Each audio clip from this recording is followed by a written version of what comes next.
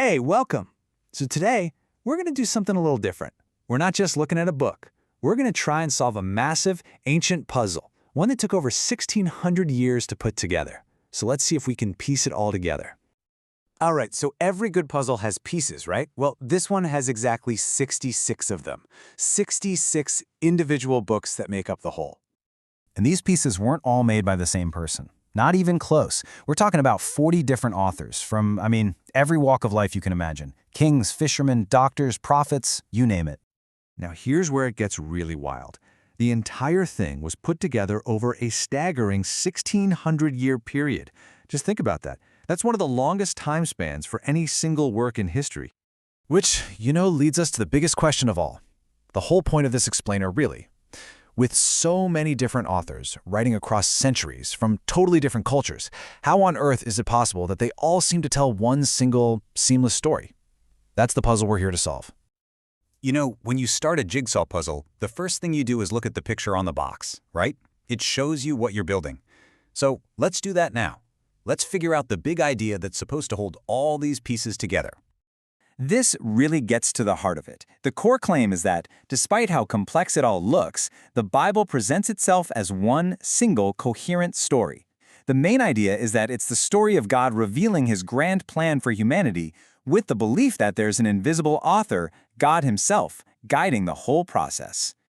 So, the whole puzzle is basically split into two big sections, the Old Testament and the New Testament. But a better way to think of them isn't just as sections, but as two different agreements or covenants between God and people. And the difference between them is huge. See, the Old Covenant was an agreement with one nation, Israel, and it was all based on them obeying God's laws, which, as the story shows, they really struggled with. But the New Covenant? That's presented as an agreement for anyone who believes in Jesus, and it's not based on what we do, but on simple faith in what he has already done. Here's a great way to think about it. The Old Testament is like a shadow, or maybe a photograph. It gives you a glimpse, a hint of what's coming. The New Testament, then, is the reality. It's the actual person that the photo was pointing to all along. Okay, so let's start putting the pieces together. We're going to tackle the first and biggest part of the puzzle, the Old Testament. The main story goes something like this. It all kicks off around 2000 BC when God makes a promise to a guy named Abraham. His descendants eventually become slaves in Egypt, but they're freed by Moses. They go on to create a kingdom under King David. But it falls apart, splits in two, and they get conquered. After 70 years in exile, a small group finally gets to come home and rebuild. That's the historical storyline in a nutshell. And the books in this section are all organized by their purpose. You've got law and history, which tell that main story. Then you have the wisdom books, like Psalms and Proverbs, that really dig into the human heart. And finally, you have the prophets, who deliver these warnings and incredible promises about what's to come. Now, inside all this history, you find these really puzzling stories. These shadows we talked about. For example, at one point, the people are getting bitten by poisonous snakes and dying.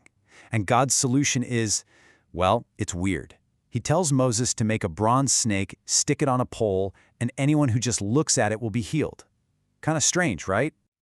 So you have to ask yourself, what on earth could that possibly mean? This is a perfect example of a puzzle piece that seems totally out of place. But it's there for a reason. It's meant to point to something way, way bigger. And here's the aha moment. This is how that puzzle piece clicks into place. The New Testament says that story was a physical symbol for a spiritual truth. Just like the dying Israelites had to look at that bronze serpent on a pole to be physically saved, the idea is that anyone can look to Jesus on the cross in faith to be spiritually saved. The shadow finds its reality. Pretty cool. Okay, let's jump over the second half of the puzzle. This is where we see all those shadows and promises finally get fulfilled, and the final pieces just snap right into place. The New Testament is structured so logically around this idea. First, you get the four Gospels, which are all about the life of Jesus, presenting him as that promised reality. Next, the book of Acts shows how his followers started spreading the message everywhere. Then, you have the Epistles, which are letters that explain what it all means. And finally, Revelation gives this prophecy about how the whole story ultimately ends. So, when we put all 66 of these pieces together, when we finally step back and zoom out, what does the finished puzzle actually look like? Well, one of the most striking things about this completed picture is its claim about predictive prophecy. The argument is that the Bible isn't just full of wisdom, but it's packed with hundreds of super-specific predictions about the future that, it claims, you can actually go back and check against history. And according to one analysis, it's not just a few vague guesses. Out of more than 1,800 specific prophecies that were identified, an absolutely astonishing 96.2% of them are considered to have been accurately fulfilled in history. That leaves just this tiny fraction, just 3.8%, that, according to this analysis, haven't happened yet. And here's the kicker. Every single one of those remaining prophecies, they all point to the future. Specifically, they describe events related to what the Bible calls the end of the world and the second coming of Jesus. So all of this leaves us with one last, really provocative thought. The puzzle shows a consistent story with what appears to be a crazy predictive track record. So if over 96% of its detailed predictions about the past have come true, what might that imply about the few predictions it makes for our future? Now that is something to think about.